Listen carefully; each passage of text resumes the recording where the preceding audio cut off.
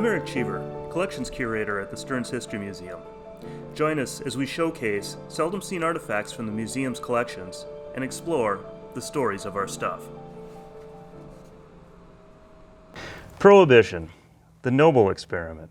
It was an experiment, all right, but it seems that nobility was conspicuously lacking. The 18th Amendment closed the doors on multiple industries who were making an honest buck and opened the floodgate of opportunity for those without scruples. It allowed many to entertain their worst instincts, and as so often the case, pain and tragedy were the result. An event that unfolded on an October night in 1923 outside of Munich's Pitzl Brewery is a dramatic example of how dangerous unintended consequences can be. So the actual artifact that's tying this episode of Stories of Our Stuff together is this 1912 dated Pitzl beer bottle. This is a bottle, it's an embossed bottle, you can see New Munich right there, that was issued by the Pitzl Brewery pre-Prohibition. This was the type of bottle that they sold beer in, and come Prohibition, the advent of Prohibition, near beer. So one of the industries that was hit the hardest by the 18th Amendment was obviously the brewing industry. They had to quickly pivot from selling beer and alcoholic beverages to anything non-alcoholic. Most breweries couldn't do that and failed. Some attempted to stay in business by selling things like ice cream, some switched to dairying. Some, like Cold Spring Brewing Company here in Stearns County and the Pitzl Brewery, attempted to survive by making near beer, which was, or in this case, malt tonic, which was a medicinal version of beer. It's good for you. But basically, in order to make near beer, you make real beer and then you remove the alcohol.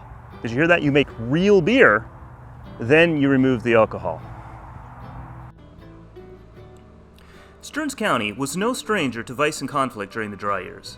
Minnesota 13 was known throughout the nation and the world as the best made and most available mass-produced moonshine that you could find.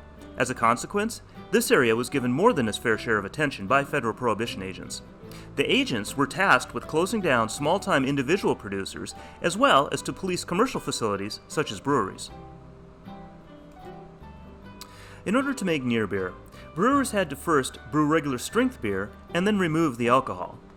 Prohibition agents were concerned that brewhouse managers might just, forget to remove some of the booze from their stock and then sell the real beer out the back door. In fact, the agents' fear was justified. Most brewers that survived Prohibition did just that, or snuck product out through tunnels or hoses or other secretive ways. Pitzl itself was busted twice in 1923 for maintaining a stockpile of real beer, all bottled and ready to go. The plant was closed down and locked up. The evening after the second raid, federal agents Lewis Cole, Maurice Silverman, and Arthur Whitney set up a stakeout outside the Pitzl Brewery as information had been obtained that someone was coming to steal beer that night. And come they did. Sometime around 2 a.m., a shiny new Cadillac drove by the brewery, followed by 2 Ford trucks. The agents, hiding in the ice house, waited until the first truck, having been loaded, started down the dirt road. At that point, agents Cole and Whitney jumped in their car and began following the truck loaded with beer. Agent Silverman stayed behind to arrest the others who were about to begin loading the second truck. An article from the St. Cloud Times tells what happened next. The 2 agents, Cole and Whitney, pursued the escaping truck for several miles. About 1 mile this side of Avon, after attempts to pass the truck on the left were unsuccessful, Cole is said to have told Whitney that he was going to pass the truck on the right. At that point, Whitney is supposed to have mounted the left running board of the car preparatory to boarding the truck as the 2 machines came abreast. As the car drew aside the truck, the story goes, the truck tried to crowd it into the ditch, and Cole thought only of keeping his machine from being upset. When he got ahead of the truck, and it drew near him, he looked for Whitney on it, but saw only the 2 men on the seat. Looking back, he saw Whitney's flashlight in the road, and found Whitney laying in a pool of blood in the sand. After the accident to Whitney, he was taken to a farmer's house, and then was rushed to St. Cloud, 16 miles away to the hospital. The truck which Silverman found at the brewery, half loaded with beer, was brought to St. Cloud. The incident drew further investigators to the scene.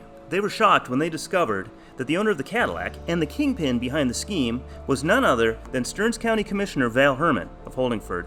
Other prominent Stearns County citizens that were arrested in the raid included Stan Dobus, who was a merchant out of St. Anna, Al Bomer, who ran a butcher shop in Avon, and Joe Sigmuth, who ran a farm near Avon. It turned out that the chase had actually been a running gun battle, just like in the old gangster movies. At the point where the vehicles were running alongside of each other, Agent Whitney attempted to leap onto the truck to take control of it. One of the men in the truck hit him in the head with one of the wooden bed stakes with such force that it cracked his skull. Whitney hovered close to death for several days. The suspects were threatened with manslaughter charges in addition to theft and racketeering.